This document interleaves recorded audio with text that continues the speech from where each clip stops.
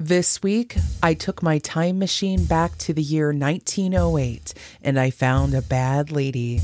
Hop aboard and we'll go have a look-see at the original Craigslist killer, about a century before Craigslist was even a thing.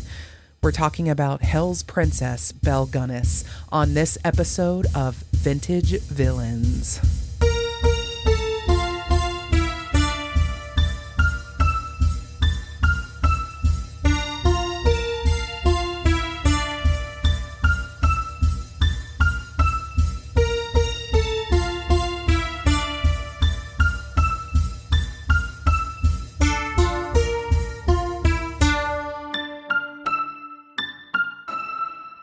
I want to welcome all of you to the first official episode of Vintage Villains, a show that's all about true crime from the olden times. I am your host, Allison Dickson, and on my other podcast, Ding Dong Darkness Time, feel free to check that out if you like, I regularly found that I was in my happiest place when researching historical topics. For me, there is nothing more gratifying than looking back through time in order to better contextualize the puzzles of the present. So here I am bringing you something a little more specifically geared toward history and true crime. I'm looking to cover cases that take place prior to 1980. However, there are a few that might break those rules as we go along because the 80s themselves were pretty rife with a lot of villains. And I would say, as much as someone like me who lived through the 80s doesn't want to admit it, it's a pretty vintage decade by now.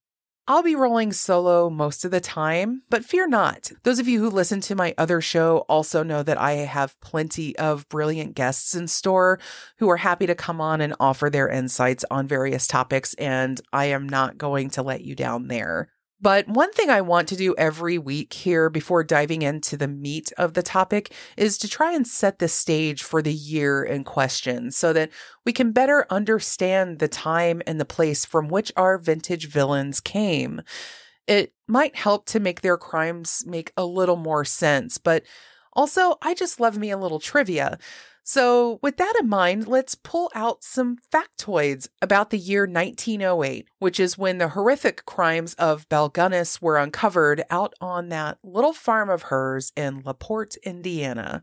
Now, if someone asked you to pick one of the most pivotal years in American history, you might say something like 1776, the obvious one, or 1968, where we have the moon landing, multiple assassinations, and the Vietnam War really heating up. Or perhaps 2001, though that's a year that's not quite vintage enough for this show yet. And you wouldn't be wrong about any of those, but one thing that you're going to hear a lot on this show, both here and in the future, is that things were really popping off here in the early 20th century, especially in terms of industry and innovation. And 1908 in particular was in many ways the year that brought the United States firmly into the foreground of the world. There was a sense of wonderment in the air with huge advances in transportation, communication, medicine, and manufacturing.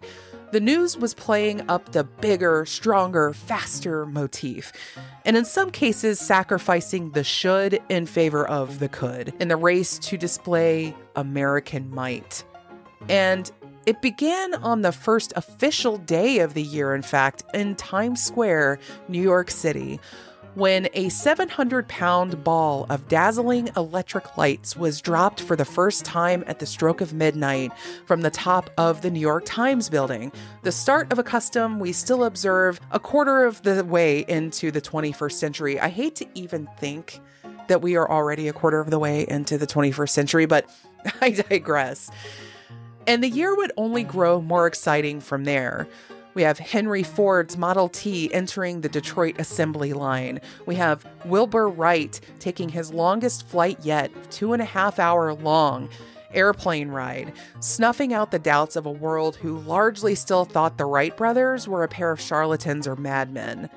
At a population of about 90 million, with the highest per capita income in the world, people had access to modern marvels like electricity, gas, automobiles, and railroads. Imagine seeing all of those for the first time in your life. The things that we take probably most for granted as I speak into this microphone in front of 2 computer screens and an LED light and, a house that is, full of running water.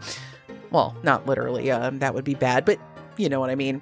And the U.S. economy was competing toe-to-toe at that time with Great Britain and Germany, and few things would demonstrate this more than the launching of the U.S. Navy's Great White Fleet, which was a group of shiny new battleships, the likes of which were never before seen. And President Theodore Roosevelt's aim to show the world our naval capabilities perhaps gave Japan a reason to think twice about eyeballing the Philippines and other areas of the South Pacific, though we know that didn't last very long. In sports, 1908 saw the Chicago Cubs win the World Series for the first time and what would be the last time for another century plus. And in boxing, African-American Jack Johnson would travel to Australia to take on heavyweight champion of the world, Tommy Burns of Canada. After Burns refused to fight a black man, he finally succumbed to public pressure, and Johnson thoroughly cleaned his clock, going on to become the world champion for the next 7 years. But it wasn't all triumph. Violence was still very much a part of the American way of life. Despite the term melting pot becoming part of the lexicon that very year as well, it was not intended to refer to a gentle simmer.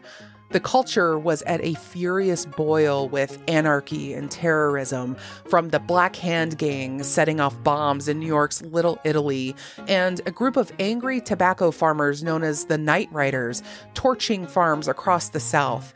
Racial harmony was still very hard to come by. Remember, we're not all that far from the Civil War, the end of the Civil War in 1865. We're still sort of in that first 50-year bubble, much like when you think of after we passed the Civil Rights Act in 1964, we're still kind of dealing with a lot of the repercussions and ramifications and resentments and everything that spilled over from that here in 2024. These fights and these conflicts take a long time to wash out of the tapestry, if they ever do at all. So 1908 was absolutely brimming with tensions in this area. And to that point, there was a riot in Springfield, Illinois, in which white citizens attempted to drive blacks from the city, and this being the hometown of Abraham Lincoln himself, no less. The following year, because of that incident, would see the creation of the National Association for the Advancement of Colored People, the NAACP. But in spite of it all, 1908 seemed to be bursting at the seams with hope for immigrants and citizens alike. The idea that anyone could, in this country, come here and build a good life never seemed more prevalent than it did in those days. And it's on those coattails of hope and optimism that a young woman from Norway would ride to our shores in search of love and riches. And she would ultimately find both, but at what cost? Among the wonders, novelties, and advancements in human capability in 1908, we would soon learn of the existence of a female serial killer, and a pretty industrious one at that. So let's get into it, shall we?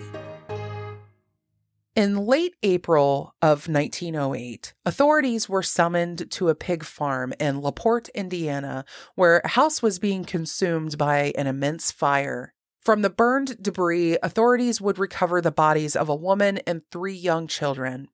But that was only the beginning of the horrors they would discover on that property, and a mystery that endures to this very day.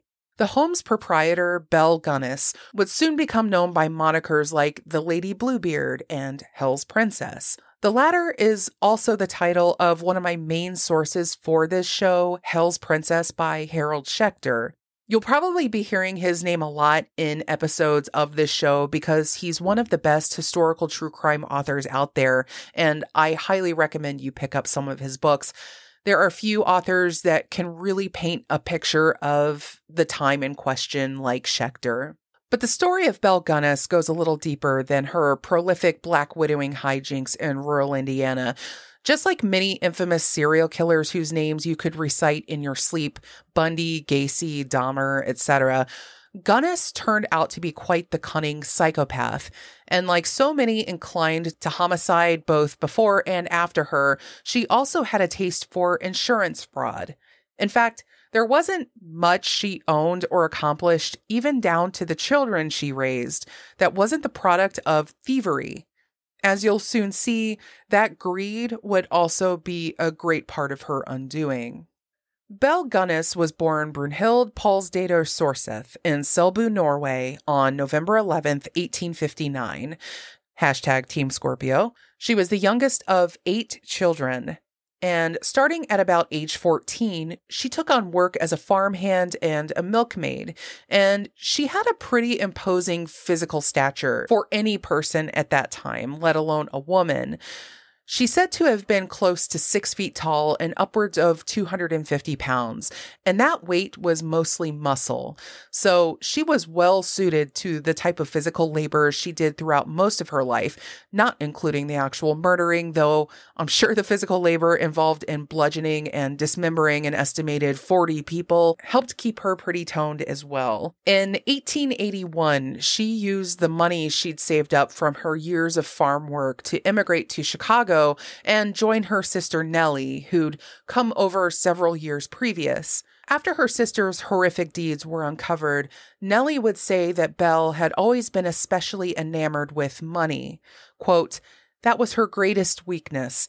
As a young woman, she never seemed to care for a man for his own self, only for the money and luxury he was able to give her." Her move to the United States is also when she changed her name from Brunhild to Belle. In the Windy City, she worked as a domestic servant and then as a butcher in a meat shop until she met her first husband, Mads Sorensen, who was a local night watchman. Belle and Mads married in 1884, and things started turning kind of weird at that point. Their first house burned down, and fires are going to become a common theme in this episode. And they used the insurance payout from that fire to help finance the purchase of a small grocery store, something more akin to a bodega by the descriptions of the place. And this was in the Chicago neighborhood of Austin. But after the store proved to be unprofitable, it too would mysteriously burn down. And they would use that money from the insurance payout to buy a house a little more outside the city. And there the couple eventually settled down with 4 young children, but here's another mystery. No one knows precisely where these kids came from. Some accounts say they were hers by birth, but according to others, Belle claimed to be unable to conceive, and the likelihood of her having this many children in such quick succession, especially after years of trying, and in 1908 when there's no such thing as, say, in vitro fertilization or other hormonal treatments, it's kind of unlikely. There have been some unverified reports that she lost a pregnancy at the age of 18 after being sexually assaulted, and perhaps this was an attempt to explain her homicidal urges against men, but it's impossible to verify those things. The consensus, however, seems to be that she either adopted these kids as fosters or simply bought them from, desperate, impoverished women who couldn't care for them, which would not have been very hard to do in a big city like Chicago in those days. However, 2 of those children never survived infancy.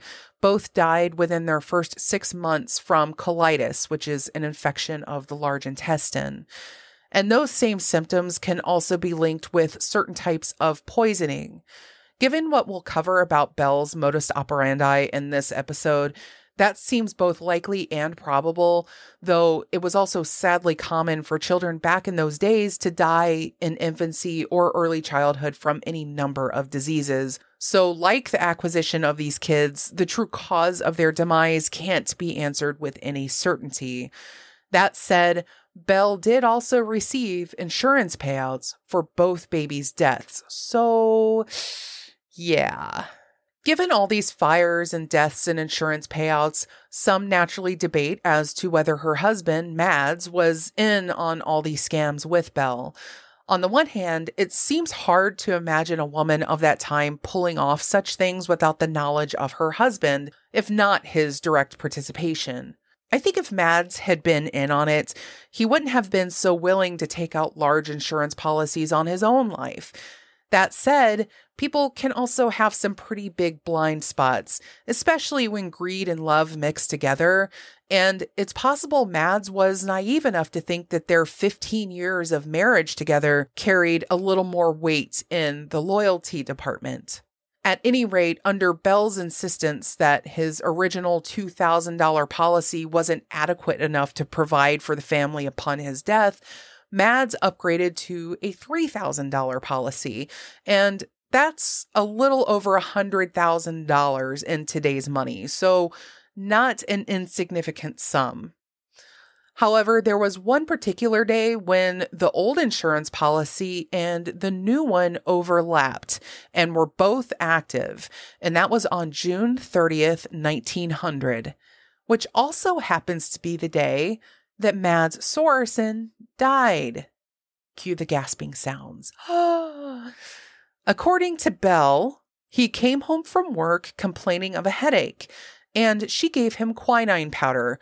I guess that was a common headache remedy back in those days and not just a key ingredient in my favorite cocktail mixer, tonic water.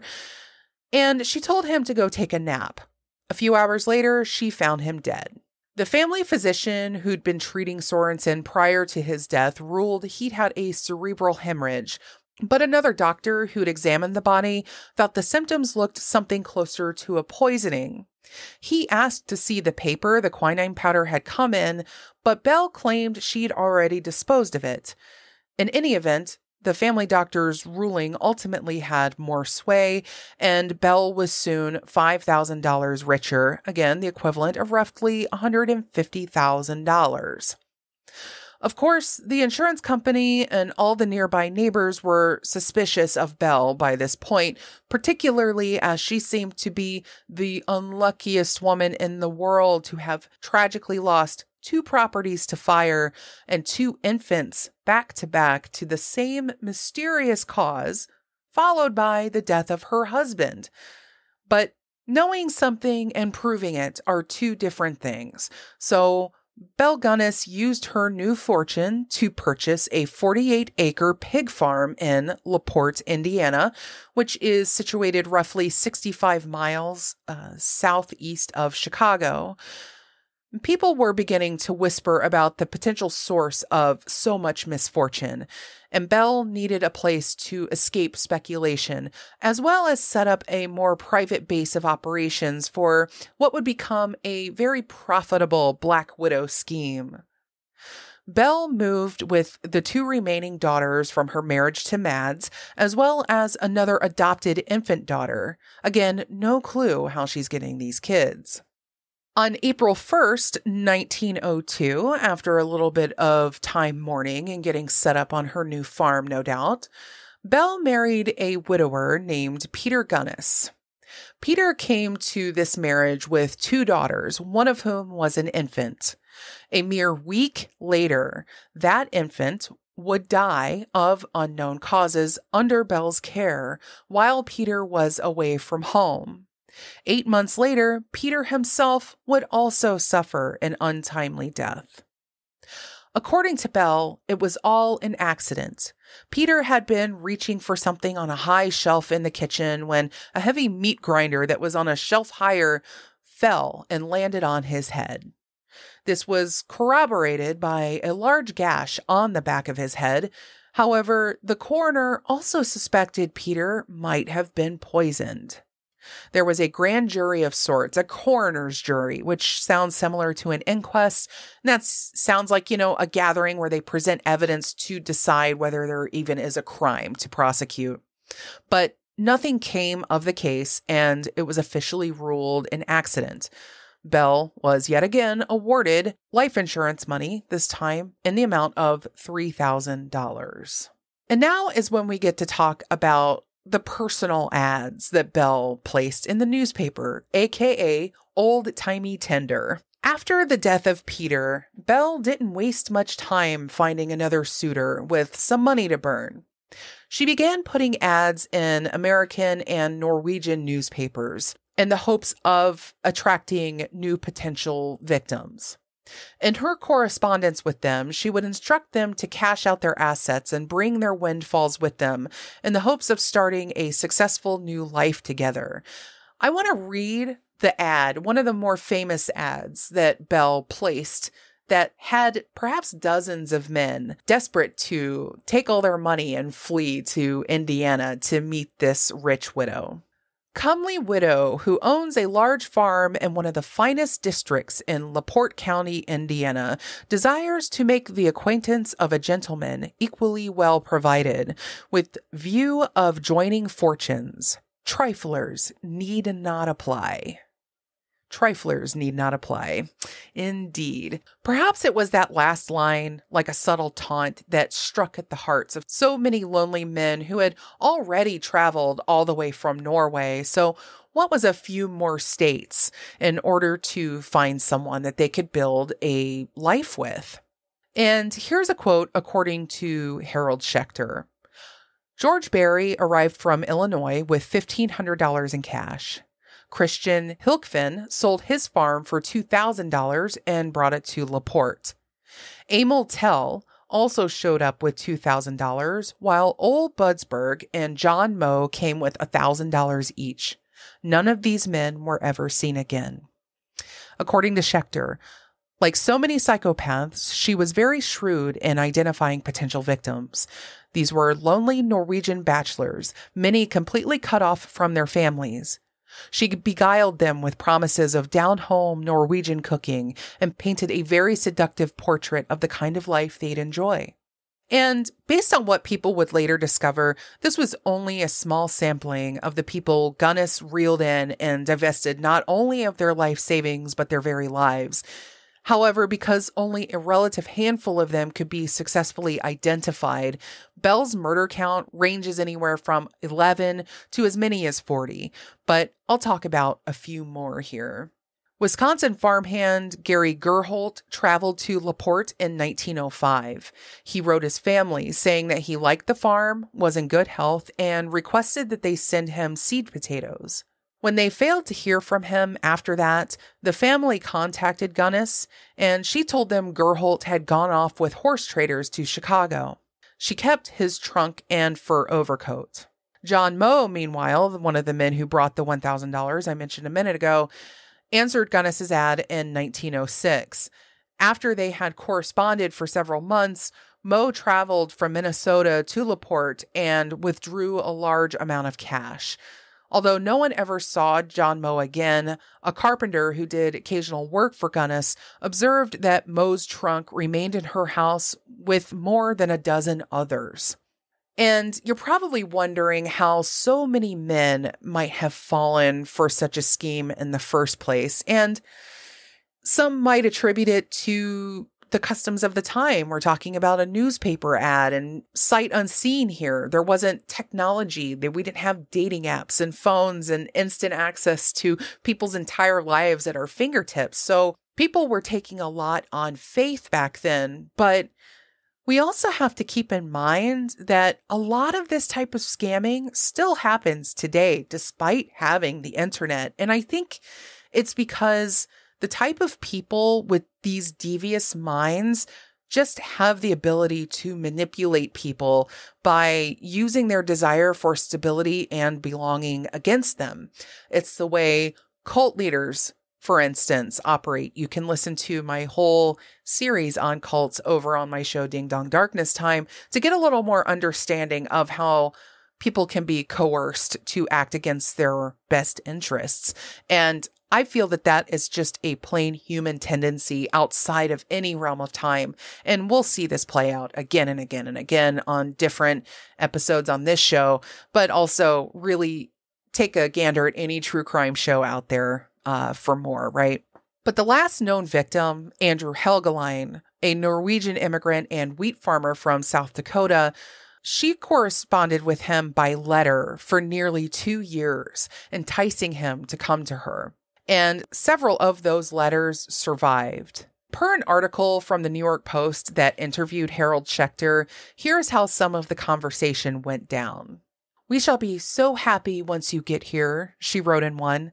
"I place you higher in my affections than anyone on this earth." All the while, she had made 2 desires clear: that he should bring all his money, not leaving a cent behind, and that he should tell no one, so their new life together could be a surprise for their families.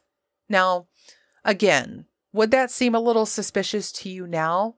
Absolutely. Do people still part with very large sums of money at the request of people that they are in love with? Check out the documentary Bad Boyfriend on Netflix if you want to see a modern example of how somebody could be enticed to giving up every cent they've ever earned because of someone they're in love with. And again, I think we're just looking at one of the earliest examples of that, and the fact that she's using newspaper ads in order to do it. Belle Gunness probably would have been very happy in the year 2024 with social media. Now, during the time she was corresponding with Helgeline, Belle was entertaining other interests, both from afar and locally. The local in question was her own hired farmhand, Ray Lamphere. Now, Ray would do all sorts of odd jobs, repairs, and other gruesome chores, as we'll later find out. In the fall of 1907, the two of them struck up a love affair, and Ray was completely smitten. He would show off all the gifts around town that Belle had given him, and he was convinced the two of them would marry. The only problem was Ray was poor. And the one thing, as we learned from Belle's sister, that Belle wanted in a man was cold, hard cash.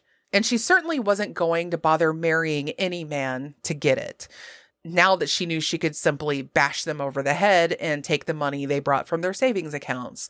Ray was just someone with whom Belle could easily pass the time while waiting for one of her bigger fish to come in. And once she received word from Andrew Helgeline that he would be making his journey to her in December of 1907, Gunness abruptly ended her relationship with Ray, and she relegated him from his place in her house out to one of the other buildings on the property. And well, as you can imagine, he didn't take too kindly to that. But Ray Lamphere's story ends a bit differently than these other guys, and we're going to have to circle back to him in a little bit. Now, back to Andrew Helgeline. When he arrived in LaPorte in January of 1908, perhaps ripe with the same aforementioned hope and optimism that was flavoring everything that year, Belle didn't dilly-dally. Even after 2 years of loving correspondence, she could not wait to hit the bank. With his $2,900 check in hand, Andrew was interested in cashing out. It took a few days, though, because the check wasn't from a local bank. But once the money came in, Belle was apparently the one who went to collect it. And she paid several bills and made deposits into 2 savings accounts while she was there. From this point, Andrew Helgeline was never heard from again. It's likely he was already dead by this point, or would be very soon thereafter, his ultimate purpose in Belle's plan fulfilled. But Andrew would represent a tipping point in Belle Gunness's lucrative murder streak.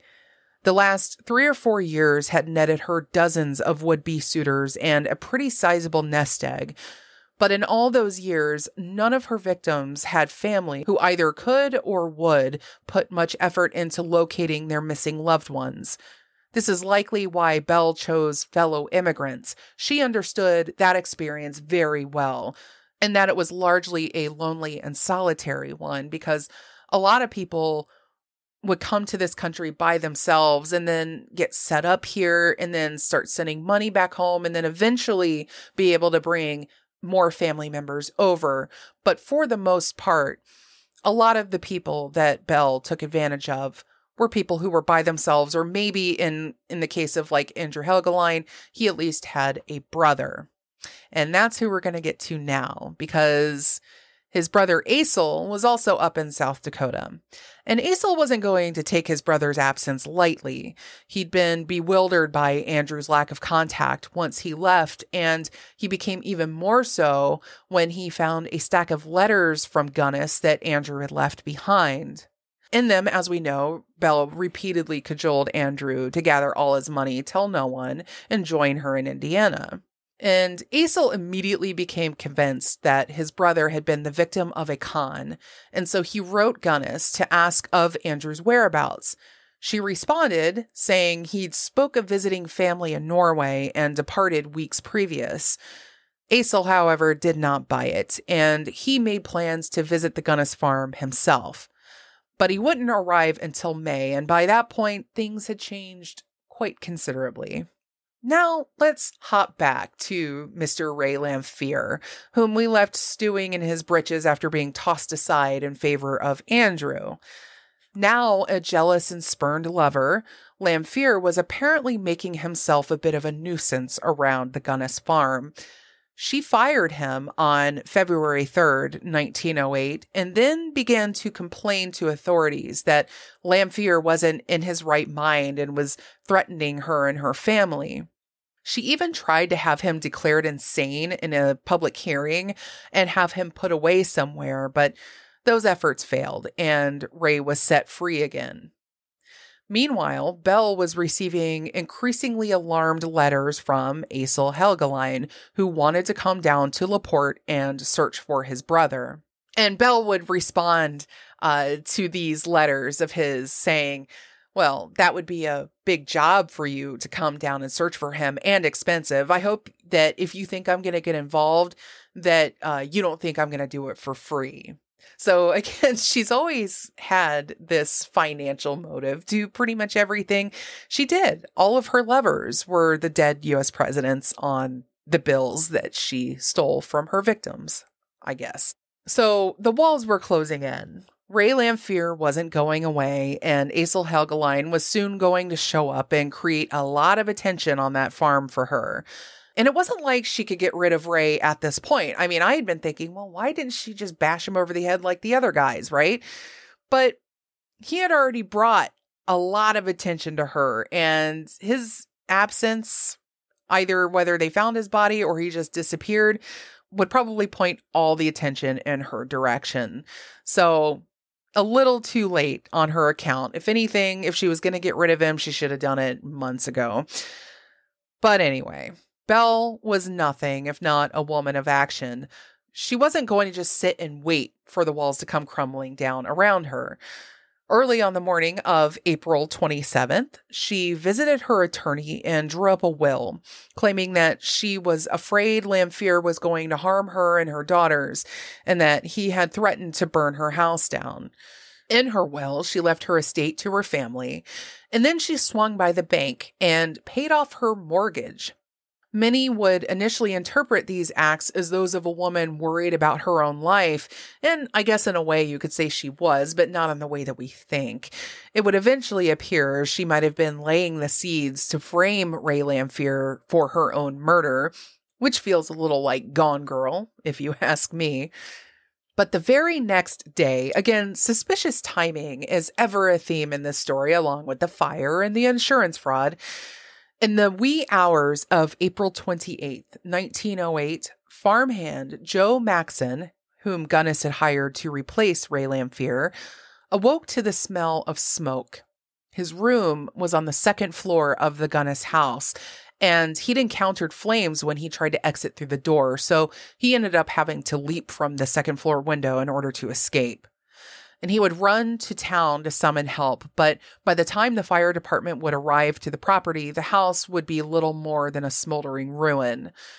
Inside the home, authorities would find 4 bodies, 3 children still in their beds, and an adult woman who no one could identify on account of the fact that her head appeared to be missing. Strange, no?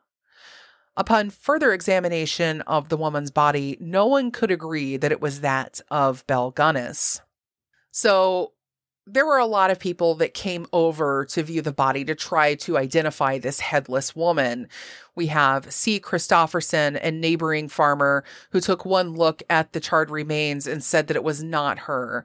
And another farmer, L. Nicholson, also did the same, as did Mrs. Austin Cutler, who was an old friend of Gunness. More of Gunness's old friends, including Mrs. May Olander and Mr. Sigurd Olson, arrived from Chicago, all of whom examined the remains of the headless woman and said it was not her. And that's because of a matter of proportions, right? Doctors would measure the remains, and they even took into account the missing height of the neck and the head. And they stated the corpse was that of a woman who stood only 5'3" and weighed no more than 150 pounds. I will say, though, the 150-pound thing could be a little iffy. I mean, if she was 250 pounds in life, give or take, I don't know how they were able to guess, because the body was pretty charred from the accounts that I've read. However, this was their estimation. It did seem to be that this headless woman was definitely more petite than Belle Gunness was. So we have friends and neighbors, as well as the clothing sellers in LaPorte who made her dresses and other garments. And they swore that Gunness was taller than 5'8" and weighed over 200 pounds. And so the detailed measurements of the body were compared with those on file with all of the stores where she purchased her apparel, and none of it matched. And so authorities concluded at this point that the headless woman could not possibly have been Belle Gunness. The doctor, Dr. Myers, who examined the internal organs of the dead woman, also sent stomach contents of the victims to a pathologist in Chicago and found that the organs all contained lethal doses of strychnine. And then the county sheriff, who had heard about the threats being made by Ray Lamphere, he quickly started looking for him, thinking, this had to be the guy. The fire, Belle had told people she was worried that Ray was going to burn down her house, that he had threatened to do so. And then the lawyer that Belle had visited the day before came forward to recount his tale about how Gunness had drawn up a will and feared Lamphere would kill her family and burn her house down. So this was all, whether Belle was just laying the seeds or whether it was true, there was every reason in the world to go find Ray Lamphere. And then they did. And according to some accounts I've read, he was actually wearing Andrew Helgeline's overcoat. So that alone was not going to help his cause. But the sheriff confronted him. And before the sheriff could actually ask, do you know what happened to Belle? Lamphere said, did Widow Gunness and the kids get out all right? And he was then told about the fire, but he denied having anything to do with it, claiming he wasn't near the farm when the blaze occurred. However, there was a young witness named John Sulliam who came forward, and he said that he had been watching the Gunness place and that he saw Lamphere running down the road from the house just before the flames erupted. And Lamphere even challenged the kid, saying, oh, you won't look me in the eye and say that. And of course, the kid was like, yeah, I will. You found me hiding behind the bushes and you told me you killed me if I didn't get out of there. And at that point, Ray was arrested. So not the brightest bulb, but certainly one who was able to somehow bring down Belle Gunness's scheme pretty handily. Whether he started the fire or not, I would say that without the actions of Ray Lamphere, Belle probably could have kept killing for quite a long time. So Belle's dentist came forward at this point to state that if anybody could find any missing teeth on the scene, that he should be able to identify them as hers. And that's because he'd apparently done a good deal of dental work on her over the years. So Joe Maxson and some other people would return to the house to begin sifting the debris for teeth. And they would eventually find some intact as part of a jawbone. And there were some bridge work on those teeth that the dentist would claim belonged to Belle.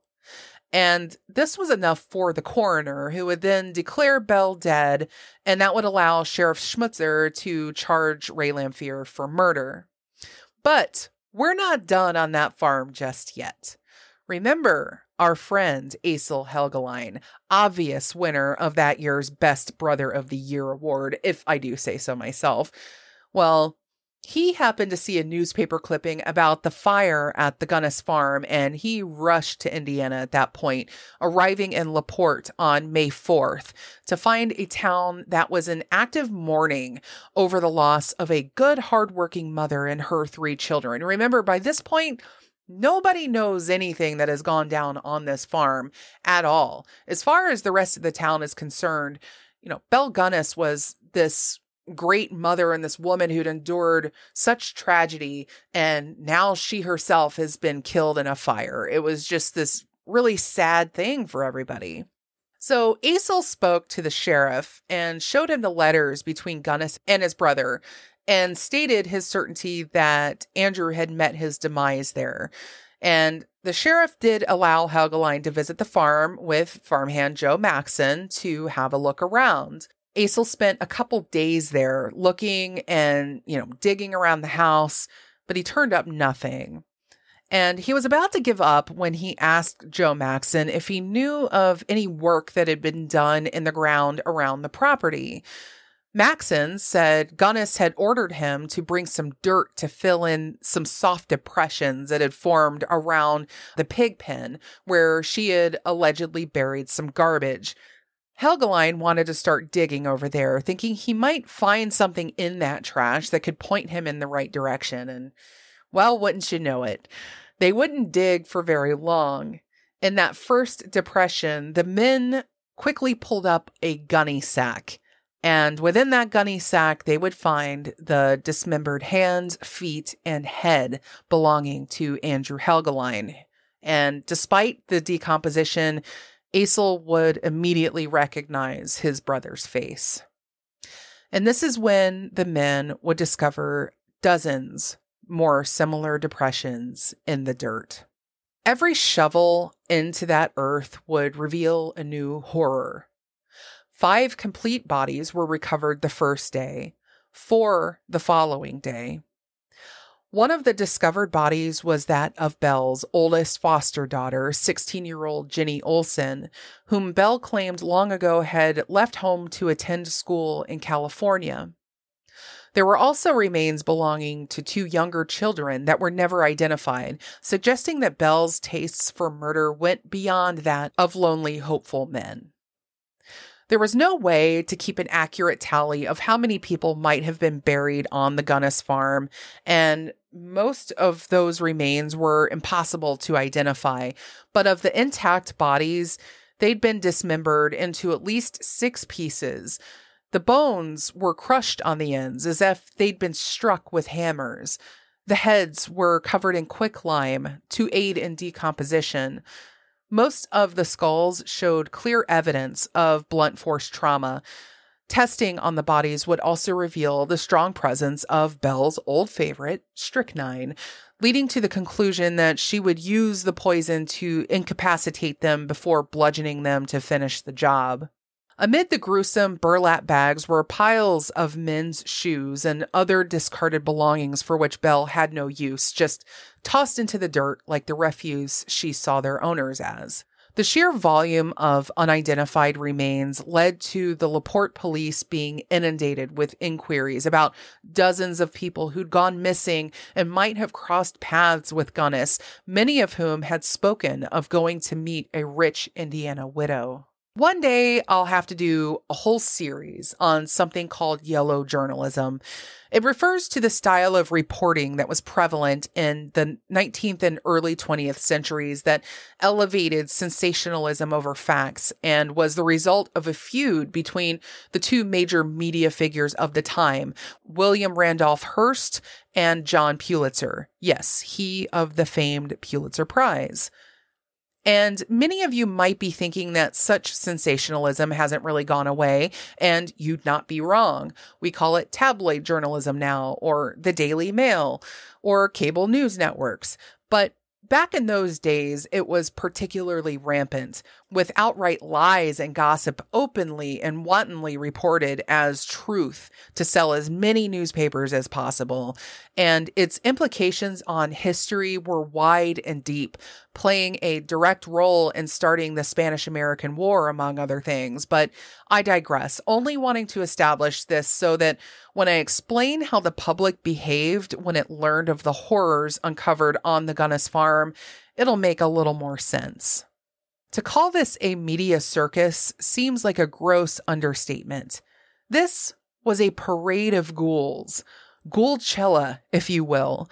Reporters who'd initially written warmly of Gunness in the aftermath of the fire had quickly rebranded her with those nicknames like Lady Bluebeard and Hell's Princess and Indiana Ogress.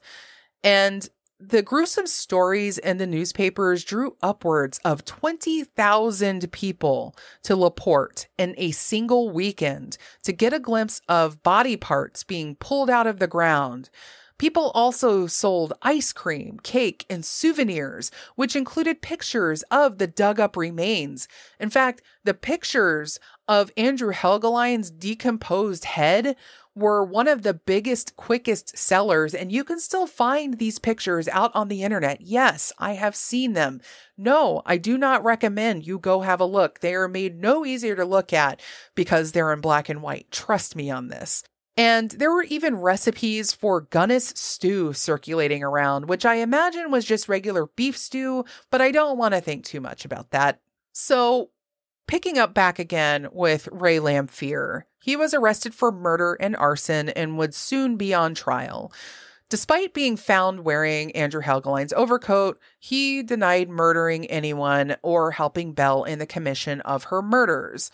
That said, the identity of Belle's body was still very much in question. Remember, the distinct height and weight differences and the inability for anyone to really confirm it was her. All they had was that jawbone with a few teeth in it and some melted gold dental work.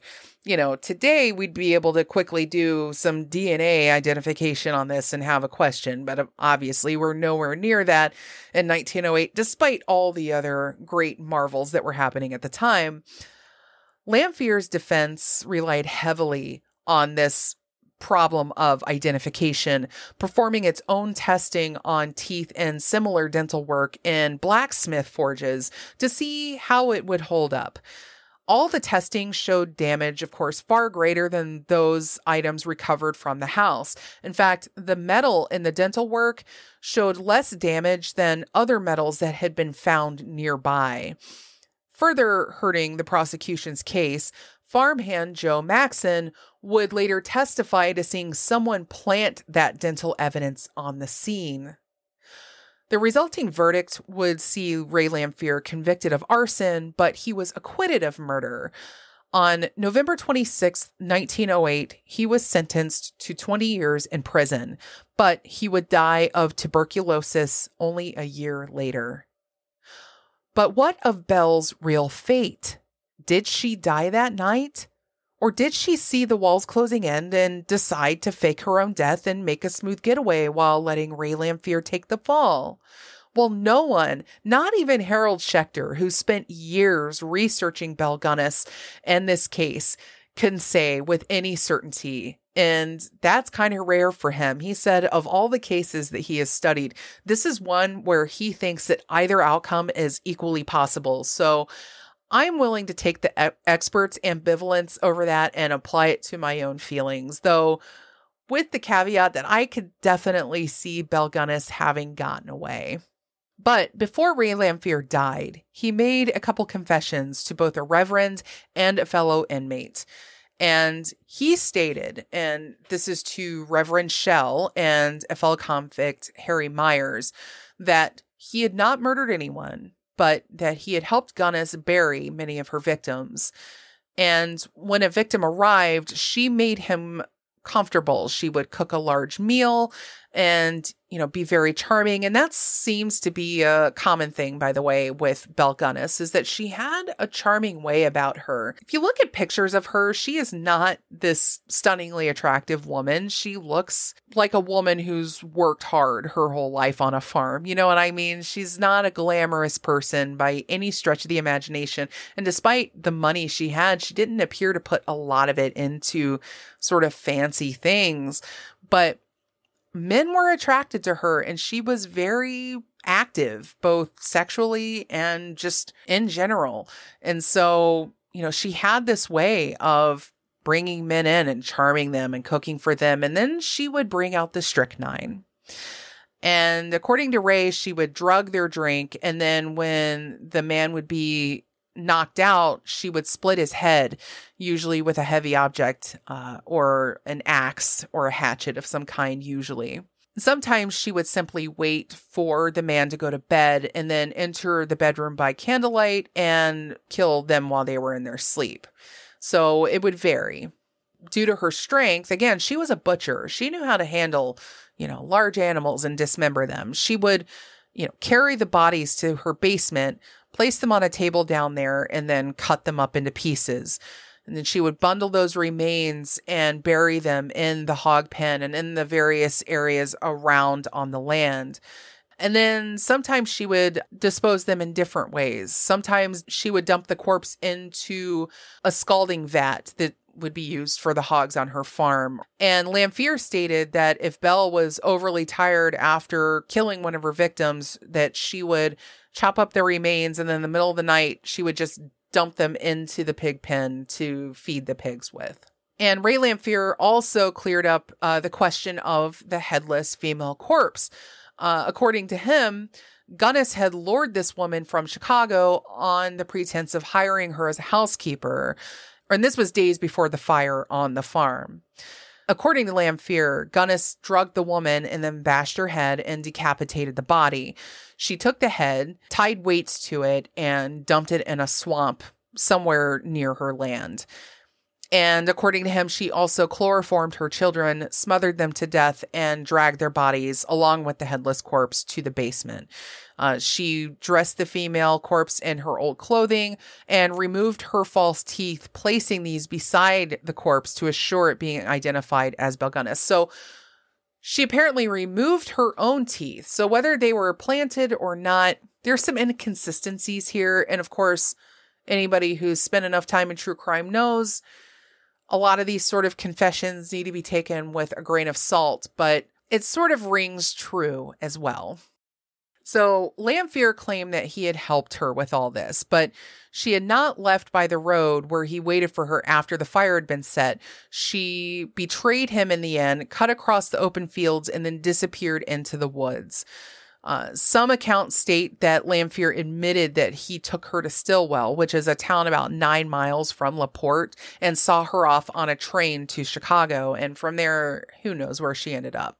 And Lamphere claimed that Gunness was quite rich, and also claimed that she had murdered 42 men by his count, possibly more. And she had accumulated an estimated $250,000 through her murder schemes over the years, and that was in that day's money. So she had made herself pretty much a millionaire by this point. We're talking $6.3 million in 2008. So this was an older research. So imagine how much money that would be today. According to, financial records, she, in addition to paying off her mortgage, had indeed withdrawn most of her money shortly before the fire. So that again points to the idea that she had fled to evade the law. And then, of course, once word got around that this corpse couldn't have been Belle, the rumors began, right? And, this is nationwide news. People were just shocked by all this. Not only that we have this brutal serial killer on a farm, but it's a woman. That had to have blown people's minds a little bit back then as well. It would blow our minds today, let's be honest. But over the decades, she would be allegedly sighted in cities and towns throughout the United States. There would be friends, acquaintances, and detectives spotting her in places like Chicago, San Francisco, New York, Los Angeles. As late as 1931, Gunness would be reported alive and missing in towns in the South, and one in Mississippi. Apparently, she owned a great deal of property and lived a pretty luxurious life. Sheriff Smutzer, for more than 20 years, would receive an average of 2 reports a month, and she became this part of American folklore. The bodies of Gunness's 3 children were found in the home's wreckage, but the headless female adult corpse found with them would never be positively identified. So as of now, even today, Belle Gunness's true fate and location is unknown. Residents of LaPorte were sort of divided down the middle. They either think she was killed by Ray Lamphere or that she had faked her own death. And furthering suspicions that she had faked her own death, in 1931, there was a woman known as Esther Carlson who was arrested in Los Angeles for poisoning somebody named August Lindstrom for money. 2 people who had known Gunness claimed to recognize her from photographs, but the identification was never proven, and Carlson died while awaiting trial. So that could be interesting to consider, that after all that, a repeat of her old MO ended up getting her caught and that she died in prison. That can be a comforting thought to maintain if you want to believe that she did get away with it, at least for a time. But the most recent news that I can find comes from around 2007, 2008. And that is where descendants of Belle's sister Nellie would have the headless corpse exhumed from Gunness's grave in Forest Home Cemetery in Chicago by a team of forensic anthropologists from the University of Indianapolis in an attempt to learn her true identity. You know, they initially hoped that they could get some DNA from an envelope flap on one of the letters that Belle had sent. But unfortunately, there just wasn't enough DNA there, so they were unable to do that match. So there we have it. A rather unsettling, if not unsatisfying end to the known life and whereabouts of one of the more prolific serial killers of the 20th century. Do you think Belle Gunness died in the fire, or did she successfully make away with her fortune in the night to start a new life elsewhere? A life that perhaps ended in jail. Maybe with better DNA technology, we could eventually put this question to bed for good. Maybe we could compare familial DNA from Belle's sister to the body of the headless woman buried in Gunness's grave, assuming there's any DNA left that you could get from that body. Someone out there needs to get that done. I know Belle Gunness is no longer a threat to anyone, whether she got away or not, but some of us just need to know. Meanwhile, we still have our time machine and so much history and a bajillion bad guys and gals to see. So if that's something you're into, why not stick around for another ride? This train is firing back up, and I can't wait to see what vintage villain we find next. If you enjoyed Vintage Villains, consider leaving a review over on Apple or Spotify. Message me at vintagevillainspod@gmail.com with any questions or suggestions, or join the discussion on the Vintage Villains Facebook group or over on the Patreon page. Links to all that and more, including where you can pick up some spiffy merch to support the show, will be in the show notes. Thanks again to all of you who make this show possible. We'll see you again soon.